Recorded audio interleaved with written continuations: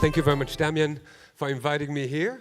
I'm the first one to talk. This is pretty impressive. I'm launching the whole thing. I'm going to try to do my best. Thank you, the team of Mediamorfosis, and looking forward on discussion we're going to have in the next few days. My project is called The Enemy, and before we get into the project, I wanted to explain you why I did so. As a war correspondent, I've been frustrated not having an impact. So very early on in my career, I had this sentence in my mind. And as a war correspondent, as much as I could, I would go on one side and the other side. And I would find so many similarities on two sides, even though people were designed and trained to kill each other. And then I pushed a bit further, and when I started working on this project, the project was not about making peace. It was about expanding imagination, trying to push the vision we can have of the other in a very different way. Before we actually get into the project, I want to just take 1 minute and show you some of my work.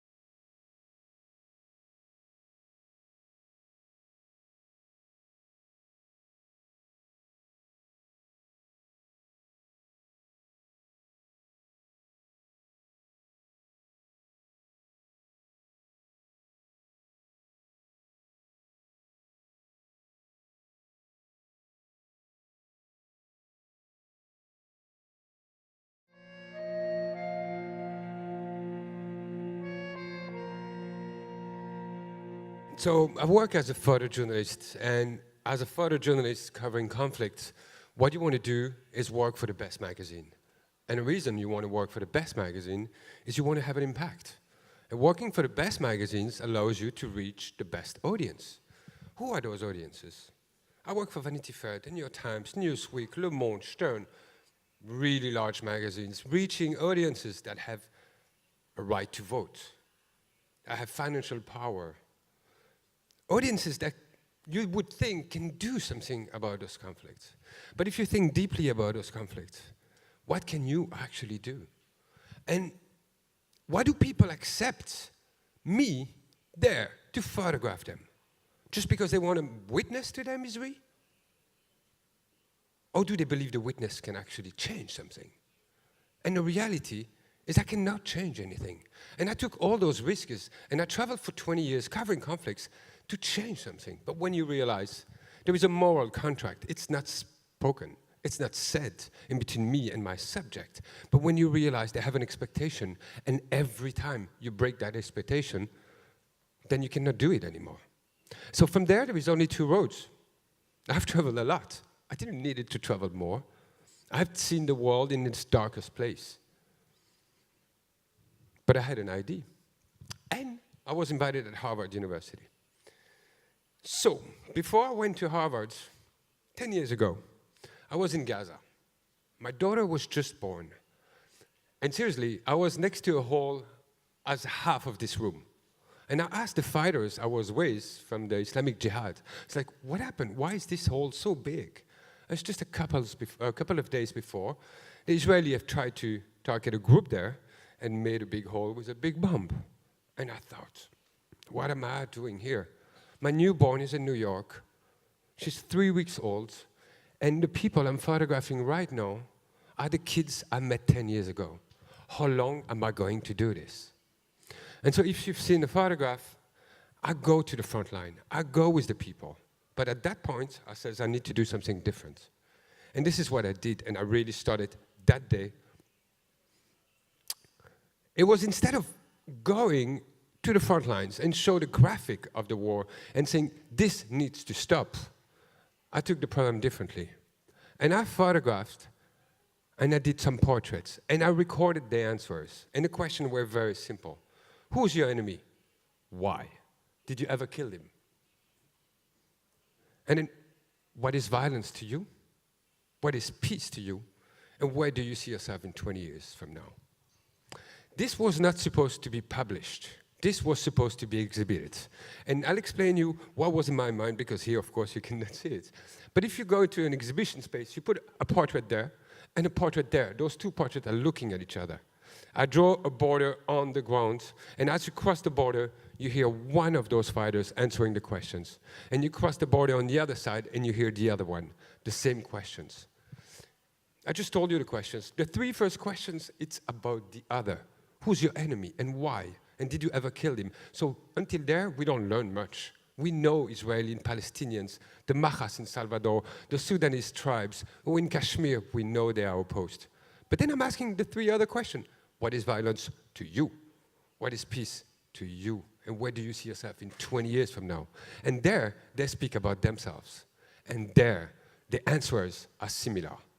This is what I had seen and encounters as a war correspondent. And finally, I was trying to put this into something that would make sense. Then I was invited at Harvard University. I was kicked out of school, so it came as a big surprise. As a matter of fact, I called my dad, and I says, I'm going to Harvard. And he says, you never passed an exam right. How are you going to do that? I says, there is no exam. You don't have the money to go to Harvard University? I says, they're paying me $100,000. He said, did you get an email? I said, yes. Don't answer. That must be from Nigeria. They're going to try to get your credit card. 3 months later, my dad and I were at Harvard University. I was touring him around there. So this was published in different magazines, and after my year at Harvard University, I was invited at MIT on the condition that I would think about this work differently, not photographically. And the Media Lab has everything to offer. So I started there, and very quickly I discovered virtual reality. Now we're going to dive into this project, and I'm going to tell you how we made that. And before this, let me show you the trailer. Wow.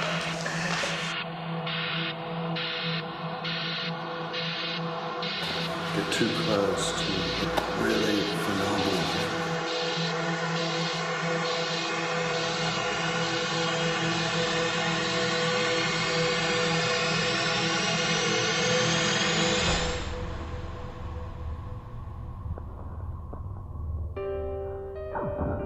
The enemy was born out of my frustration as a photojournalist and war correspondent.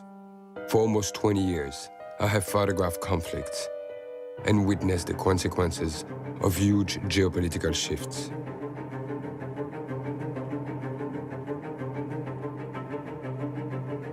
When I became a father, I simply knew I could not keep working on the front lines.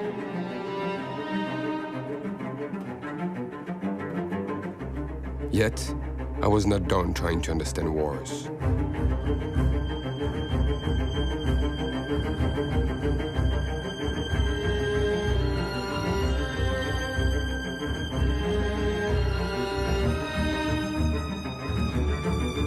Mina ba uwaka juna bo bana ni uwaka.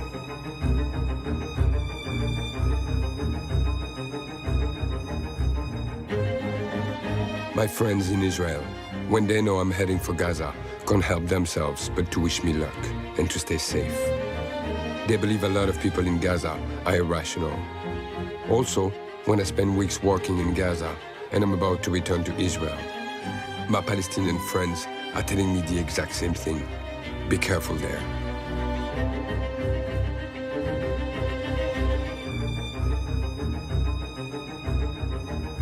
The project is rooted in my experience as a war photographer, going from one side of the front line to the other, and finding that the fighters' dreams, hopes, and nightmares are often more similar than they are different. So there is a bigger story than the war itself, and this is the one I want to explore and share. For the enemy, I am using the latest technologies in virtual and augmented realities, so you can engage directly with the combatants and meet them, hear them, and feel them the way I did. In many parts of our world, you create an enemy as a kid without having met your enemy, because the society around you has created an enemy in the other. So the question is, could I be you if I was on the other side?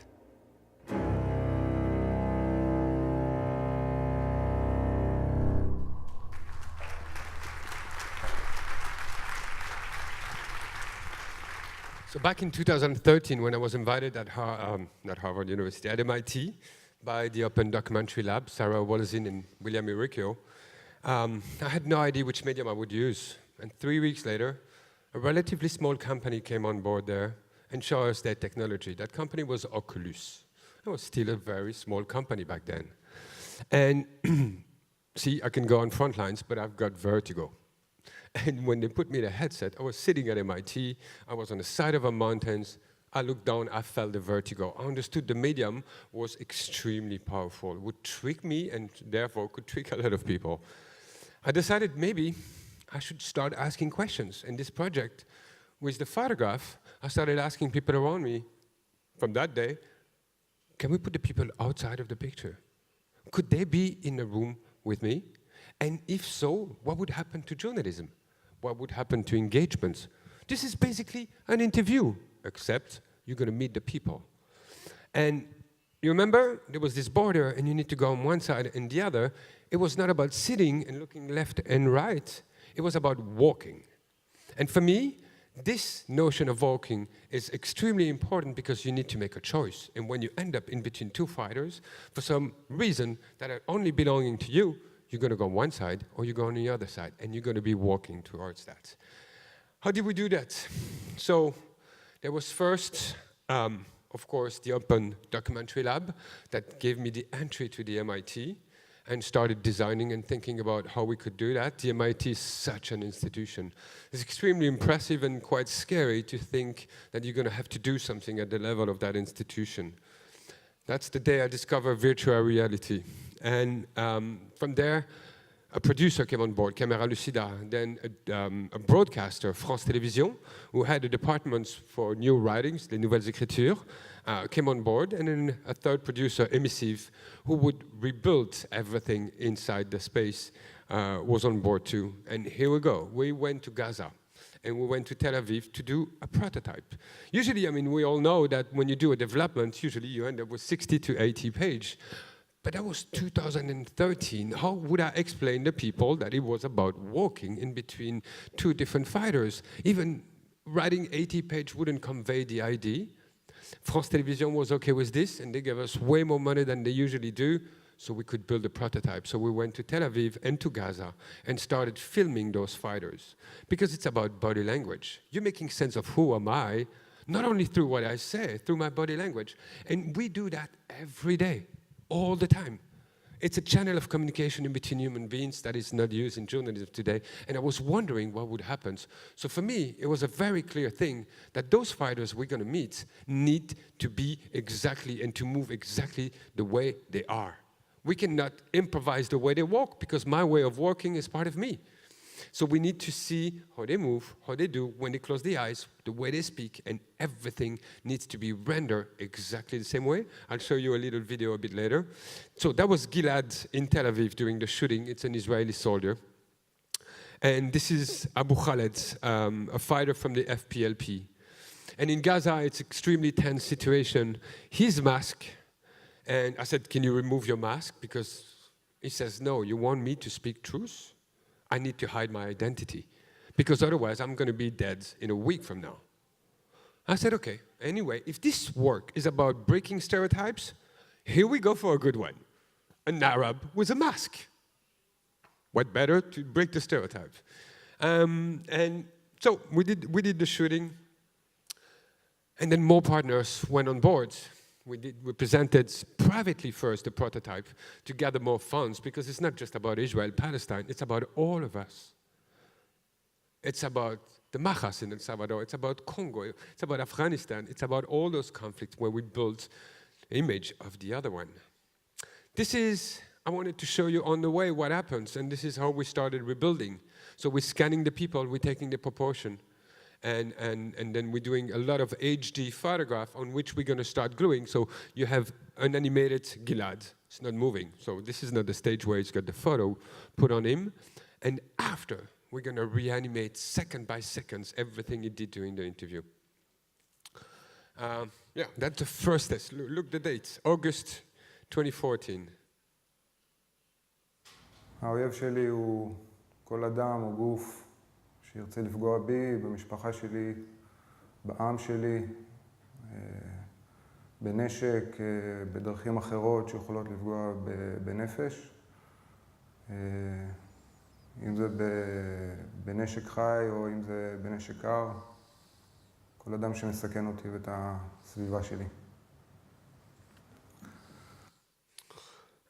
I'm going to try to go a bit faster. Then, you know, I'm a photojournalist. I make photos, so it's flat. Suddenly I had to think about space, and a lot of space. 300 meters square, but this for the prototype was only 80 meters square. But how would things happen there? What would be your position? What would you do? Because I want you to move, but how does it start? So we started designing a few space and seeing how that would happen. Of course, the shooting didn't happen when they were together, but at the end we put them in a space. There was no tracking system. Look, this guy. That was the first tracking system we built up. We hacked OptiTrack system, which is quite expensive, put some things there so you can be followed in the space and walk in the space. We ended up at Tribeca Film Festival to present this in 2015, and that was just a prototype. It wasn't meant to be public, but we went to see what would be the reaction. Then more partners came on board. The National Film Board departments, the Canadian Media Funds, and then Arts at MIT, Google Digital News Initiative, trying to think about the future of journalism. And finally, Imagination, Computation, and Expression Lab at MIT with Dr. Fox Harrell. I started designing what the whole experience would look like.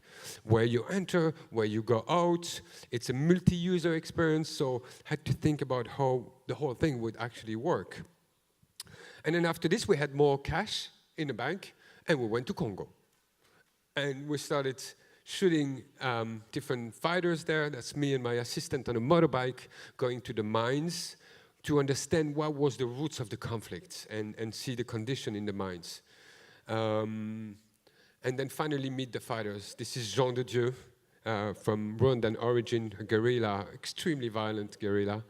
And this is Patient Kaboyi, who is a governmental soldiers. And those are my two protagonists from Congo. And then other conflicts, one that is so violent. It's not far, I mean, it's not far from me, it's quite a few kilometers. It's El Salvador, the Majas. The Barrio 8 y 10 and the Majas Salvatruchas. Try to understand what was going on there because it was exactly the same thing. It was not at that point about religion or differences. It was about just where you born, which barrio you were born. This is Barrio 8 y 10, and this is Koki from the Majas Salvatrucha. Meeting them and trying to, convince them. This is Jean de Dieu during the reconstruction. And look, this is... umwanzi wanje n'umututsi cyane cyane n'iyindi mitwe ariko siritu n'umututsi hariho n'abandi bajaga bariyunga nawe ka guverinoma NDC na Mutomboki.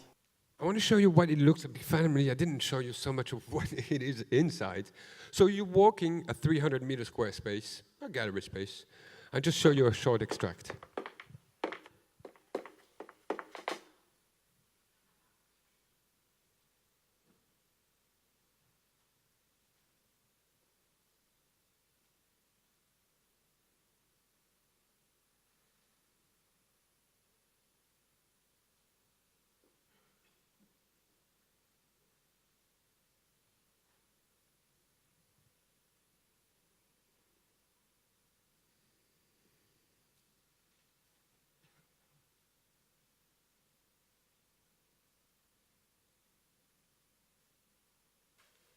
What is your name? How old are you? What is your rank in your arm group? My name is Patient Kaboyi. I'm a soldier and I hold the rank of sergeant. I entered the Congolese government army in 2002. Just to give you an idea, those fighters are looking at you in the eyes directly. As you go and you go around them, they're really directly engaging with you. And I think this is a very important thing that the current medium or the media couldn't afford. This is what it looks like from outside.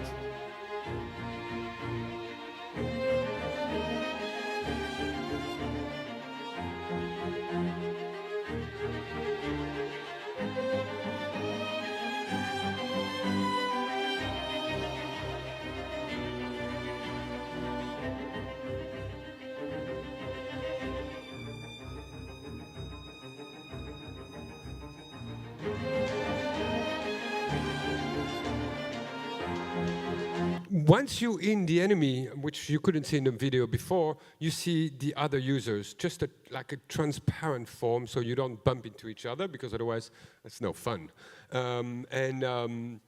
Yeah, there was quite a few technical challenges to have a 300-meter square tracking and 20 users at the same time. I think as of today it still doesn't exist, but this is what we wanted to do. So we have all this content, and with new medium, you can start dreaming. And I wanted to see how can I have, you remember the impact, the ID? So I team up with Dr. Fox Harrell, professor of digital media and artificial intelligence at MIT, and cognitive science. And what do we have as an information on the users is the headsets. So we can see how far you are from one fighter compared to the other one. Are you engaging this fighter in the eye or more on the sides? Are you nodding in front of him and not nodding in front of the other? So we can start seeing in terms of cognitive science if you're more nervous compared to one or the other, and try to see how we can augment this experience for you based on your own reaction. So we've worked with, this is Professor Fox Harrell from MIT, and we have all this content. And believe me, it's quite expensive to do this. So we wanted to try to do also another experience. This is where you can launch it. And create it with that content in VR. See if we could do something in AR, because it's hard to deploy. If I would need to come here in Buenos Aires and I would need 300 meters square, I would need a team. You come here for a month and you start showing thousands of people through this, but it's not that easy to actually deploy this and bring it all over the world, even though we've been to Montreal, New York, Israel, Palestine, Paris. We'll be in Geneva in Switzerland very soon.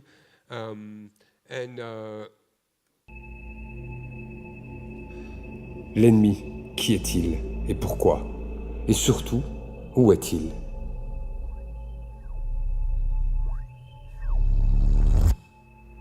L'ennemi, l'autre. Cet être imprévisible, irrationnel, ce sanguinaire. Il est toujours invisible, mais il est là, quelque part.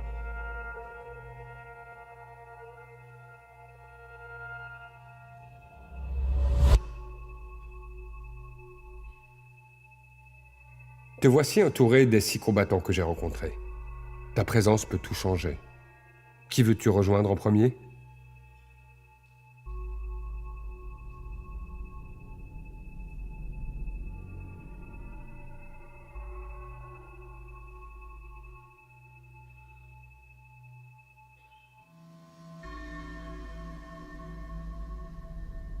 Bonjour.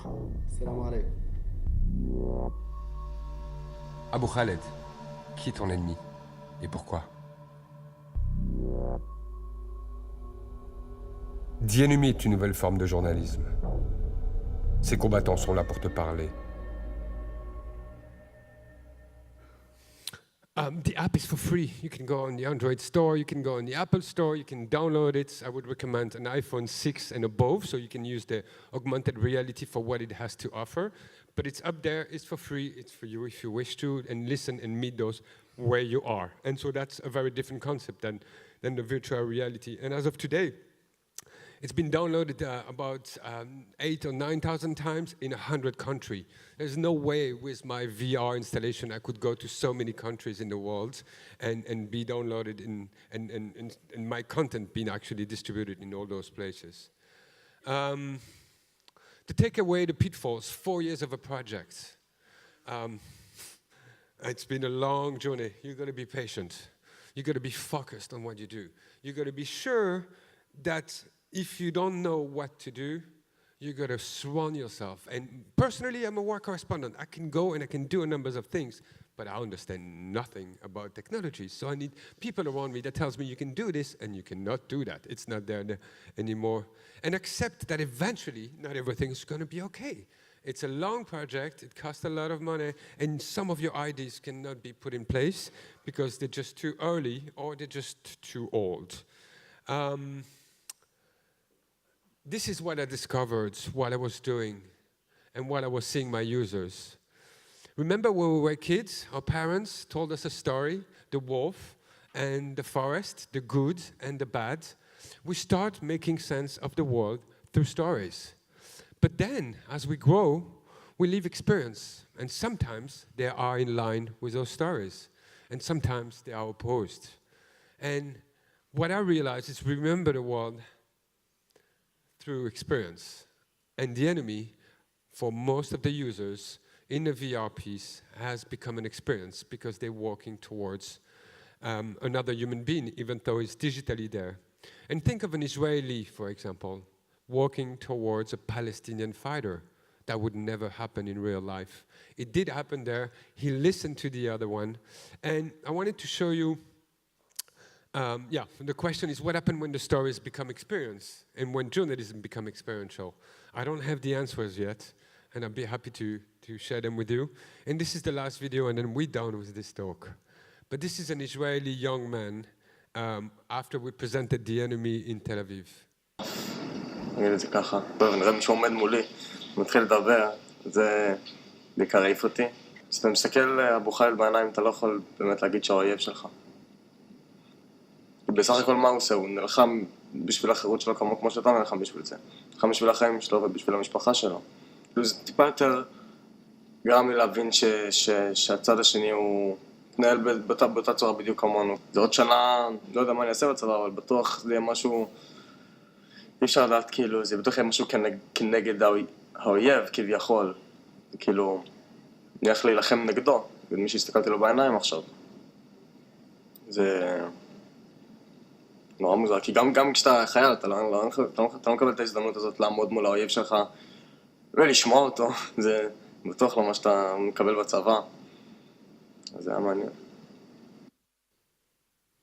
Thank you very much. This is the end of the talk.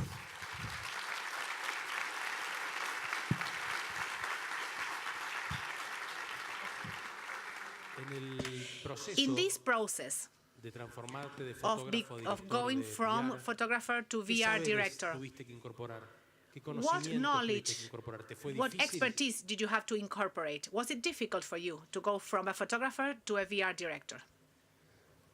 No, it wasn't. No, it wasn't. I was driven by my frustration, by the lack of impact, the numbers of risk I've been taking, the numbers of people I look in the eyes along my career, and that I really wanted to scream at the world, stop this. And so it wasn't difficult. It requires a lot of energy. It requires a passion to do it.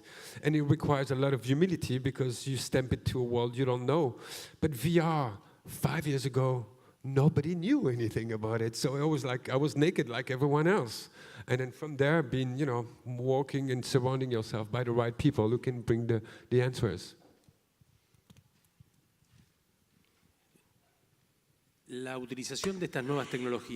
these new did you quit traditional technologies after using the new technologies, or do you live with both? Do you coexist with the traditional technologies and the new technologies? No. I'm down. I told you it's inefficient. I'm taking a lot of.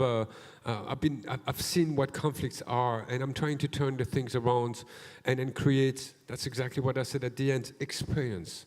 Experience is what will change eventually people's way and view of the world. So if one way I could describe myself today is I'm an experiential journalist. I'm creating experiences for the people to go through and to realize what they couldn't have. What I did the enemy, whether it was published in a magazine or whether it's the VR, it's exactly the same journalism, except the medium is different. And I keep doing new media, but maybe next time it will be with glue and paper.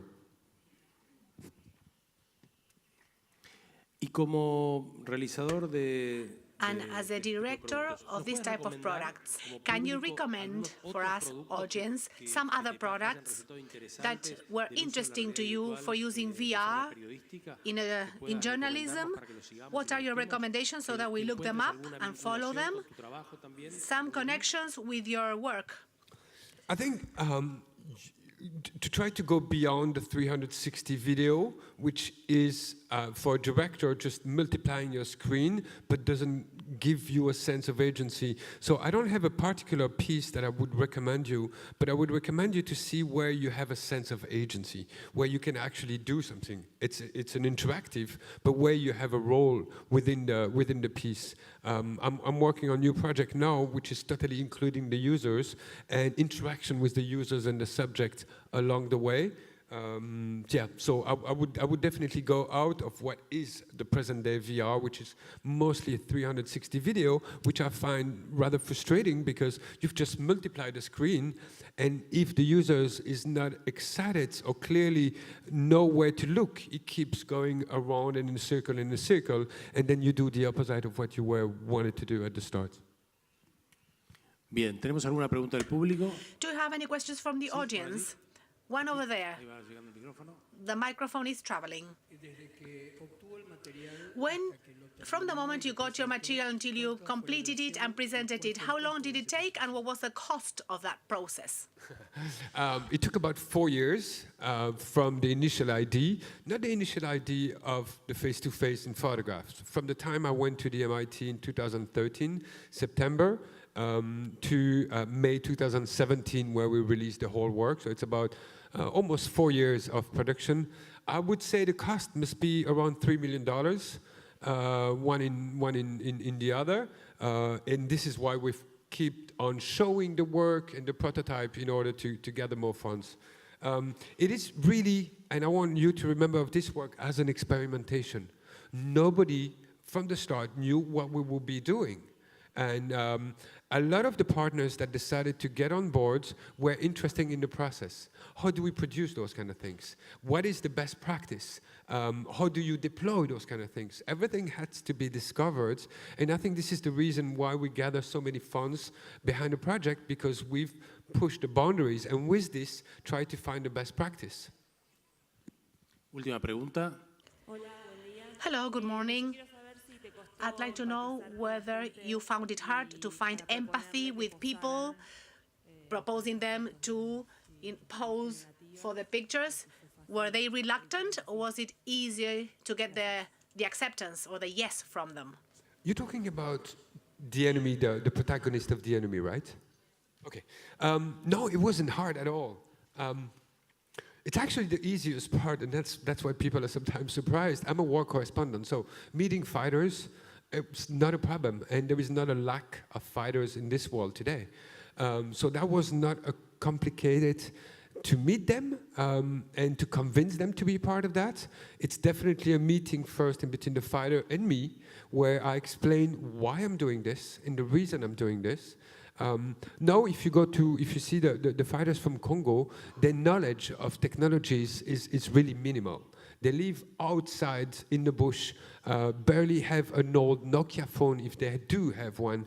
So it was more about trying to explain them that they will face the enemy into, a kind of I even remember using art installation for them to kind of try to picture it. And then for the rest, as we go in El Salvador with the fighters there, we could show them something already. And you don't meet the Majas near the Barrio Ocho y Diez or the Majas Salvatrucha without the big boss being okay with it. You end up with a bullet in your head very quickly. So we had to clear the way with the bosses, and then finally meet the gang members on the grounds and explain them what we were doing and be accepted, and find also a neutral space where we could film them, neither one territory or the other. Thank you for the question. Muchas gracias, Karim. Un aplauso, por favor. Thank you very much, Karim. A big round of applause.